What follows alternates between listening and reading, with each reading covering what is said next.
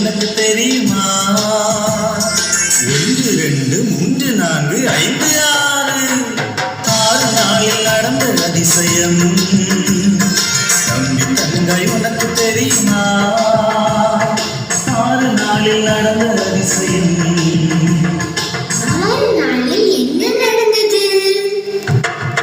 1 2 3 1ஆம் நாளில் இருளகல வெளிச்சம் படைச்சாரு. 2ஆம் நாளில் தண்ணீர் பிரிய வானம் படைச்சாரு.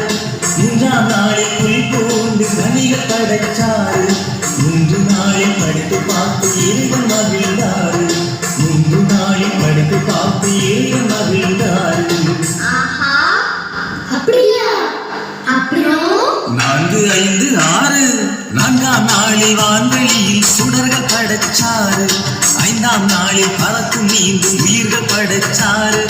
6ஆம் நாளில் விதவிதமாய் விலங்குகள் படைச்சாரு. அவரை போல மனிதரை உருவாக்கி மகிழ்ந்தாரு.